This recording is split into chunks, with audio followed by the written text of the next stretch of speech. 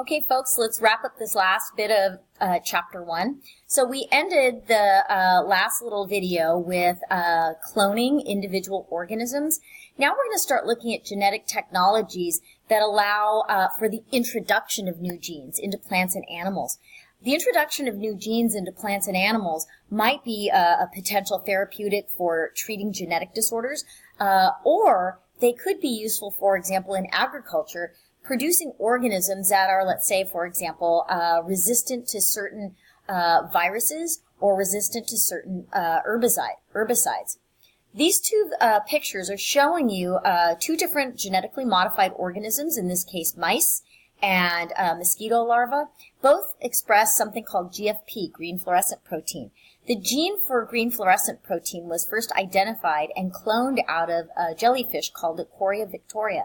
And that gene was put into either mice or mosquito larvae in order to do particular genetic tricks, so that if you take cells from a GFP mouse and put it in tissue culture, you can always find the cells from that mouse because they glow green. In this case, with the mosquito larva, only the gonad of the male mosquito glows green. So if you have a whole petri dish, let's say, full of mosquito larvae, you know which ones are the males because, well, they're the ones that glow green. So when you're looking at the relationship between genes and traits, it's very important to understand that you can look at the expression of a trait at one of the 4 levels of biological organization. Now, this is important because sometimes you're not going to know whether there's a mutation unless you look at a specific level of biological organization. And so the first level of biological organization is the molecular level, where genes are expressed. Now, when we're looking at how genes are expressed, one of the things that could occur is whether or not you have pigmentation highly produced, like say, for example, melanin, or very little melanin produced. That gene expression will affect the cellular level. At the level of cells, you may have lots and lots of melanin protein produced, or very, very little produced. That will affect the organismal level. The organismal level is basically how the individual organism looks. And then that affects the population level, where you're looking at how the trait allows the organism to survive in the environment. So here, in this environment, the dark brown moths blend in very well with the brown spots on the trees. Over here, the lightly pigmented moths blend in better with a light-colored background. The good news is, if you're a dark-colored moth and you're on a dark-colored background, the birds aren't going to see you and you're not going to get eaten. But if you come over here into a light-colored background, odds are you're going to stand out, you get eaten, and out of the gene pool your traits go. And so these inherited differences in traits can happen for a number of reasons. It can be because you have differences in what the individuals in a population contain. So, for example, how many dark brown moths do you have versus light brown moths? In petunias, as we have here in this example, how many are white versus how many are purple? And so in some cases, you're going to see lots of genetic variation with lots of differences. And so that can lead to actually mistakes at the population level. Sometimes members of the same species can look really different. So for example, in petunias, you can have white petunias or purple petunias. Some people might think that purple flowers aren't petunias. In the case of these tree frogs here, these two tree frogs look kind of different because this tree frog up here on the top of the figure has a lot less yellow than the one on the bottom. But it turns out in this particular case that they're the same species, even though they look different. So what you have is what we call a contrasting form or contrasting morph. So the two contrasting morphs don't necessarily mean you have different species. You just might have slight differences in the way the pigmentation genes are being expressed. Now, where does all this genetic variation come from? One thing that I'm going to say is if you're going to stay in biology, you need to understand that gene mutation is the raw material for variation in a population. And gene mutation is where you see a change in DNA sequence among organisms throughout populations. In other words, DNA changes its recipe over generations. You can also have changes in chromosome structures. Large segments of a chromosome can actually be deleted off, or sometimes large sections of chromosomes are repeated. Sometimes you also have a change in chromosome number. Now, this happens very often in plants. In animals, you don't very often get an extra chromosome or lose a chromosome and have a successful organism. We'll talk about that later when we talk about sexual differentiation among male and female in species. In plants, however, an additional chromosome or two can lead to a whole new species. So, for example, wild wheat and commercially cultivated wheat have a totally different number of chromosomes. However, that chromosome difference doesn't seem to hurt the plant. And traits themselves are governed by genes and by the environment. So again, we're going back to the idea that the way an organism looks depends on not only the genetic recipe that goes in from mom and dad, but how that genetic recipe is influenced by the environment. So for example, diet has a profound effect on the height, weight, and sometimes even the intelligence of an organism. So you don't know me, you haven't seen me, but I'm very small. I am 4'10.5". Yay, I didn't break the 5-foot barrier. Well, it makes sense actually that I'm very small because my mother is 5 foot tall and my father is 5'1". So genetically, I am predisposed to being very small. However, the environment may also have played a role in that. Let's say, for example, if we had grown up in severe poverty, simply not having access to a high-protein diet will reduce or stunt the height of an individual, of a human. So, fortunately for me, I did get plenty of protein. I was taken care of very well. I'm just genetically shrimpy. One trait that's often studied in terms of the transmission of a genetic disease is phenylketonuria, or PKU. PKU is a defect in an enzyme called phenylalanine hydroxylase. Phenylalanine is an amino acid that gets converted to tyrosine in the liver. And as it turns out, humans have 1 or 2 copies of this gene. And if you have 1 or 2 copies of this gene, your body turns phenylalanine into tyrosine. Just as a heads up, phenylalanine is actually NutraSweet. It's a very, very sweet flavored amino acid.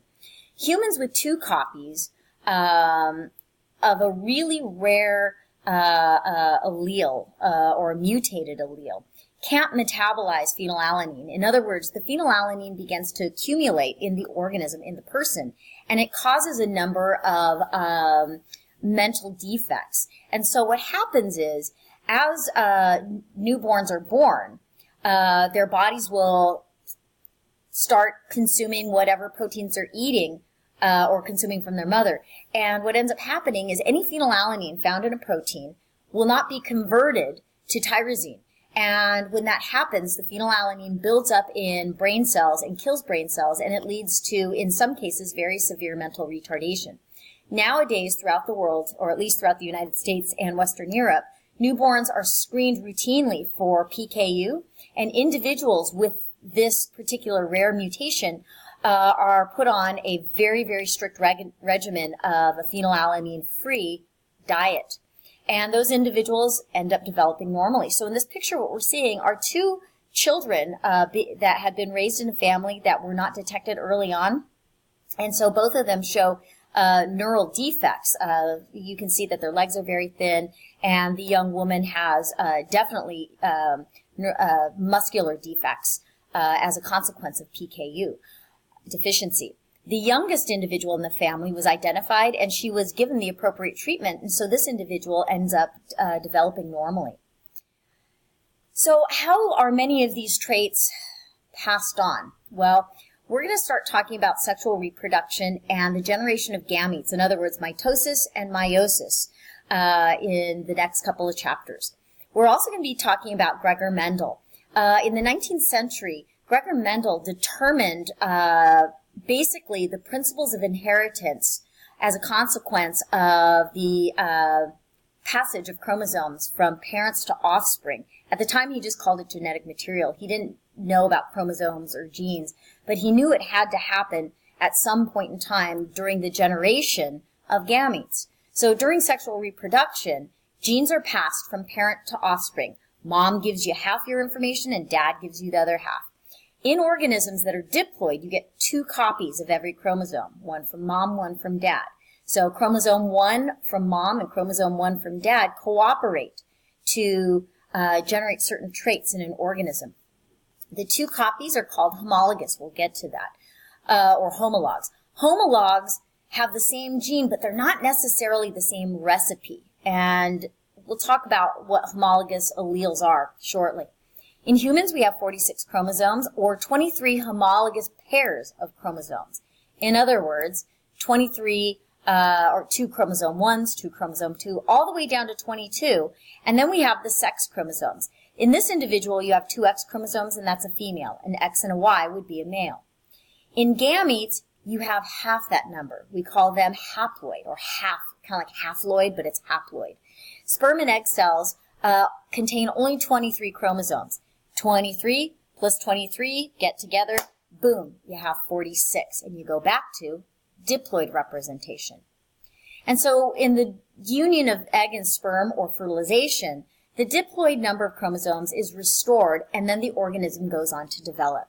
During sexual reproduction, the process of which sperm gets together with which egg increases genetic variation in a population.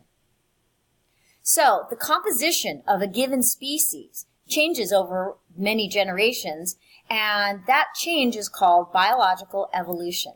Evolution, you could take a whole course on that, but biological evolution basically comes down to the selection of the best traits for the environment that the organism lives in. And the selection of the best traits depends on, well, what's the environment? So if you have, say, for example, a dog that's really, really thick-furred and has, it doesn't regulate its body temperature well, it's probably not a good idea for that dog to live in a very hot climate. So, for example, Siberian Huskies do great in cold climates. They do tend to have a little bit of heat stroke issues in Central California. But those animals did not evolve in Central California. Natural selection is where members of a species compete for resources. That competition drives, I wouldn't say survival of the fittest, but survival and highest reproduction of the fittest. Now, random mutation also affects how natural selection works.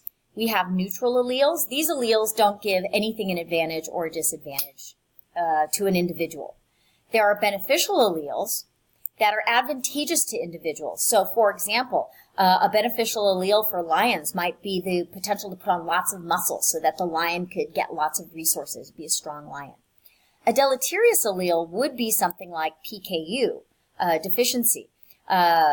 That makes individuals that are less well adapted to the environment, and therefore they don't compete well, or they're unable to reproduce. So different types of alleles are passed on from parent to offspring, and just depending on the combination, you're going to end up with those that have a high probability of doing well in the environment and those who do not.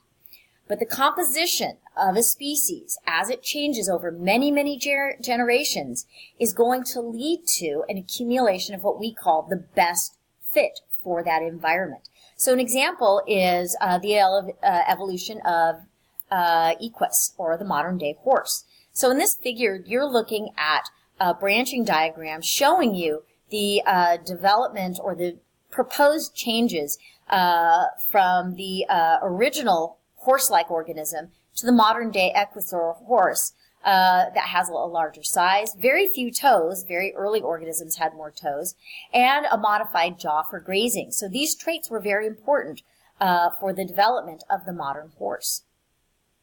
Now, how can you study genetics finally? Genetics basically looks, or you can look at genetics through those 4 initial disciplines that we were talking about earlier on. Molecular, where you're looking at the actual DNA or RNA sequences or even the protein sequences. The cellular level, cell biology, looking at how genes affect the function of a cell. And oftentimes that's going to also involve cellular physiology and biochemistry. The organismal level, how are genes affecting the actual organism's development and how it survives in the environment. But then that also leads to the population level.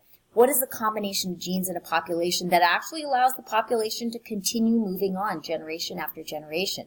So that's one way to look at the fields of genetics. But we also have the traditional division of genetic fields into transmission genetics, which is basically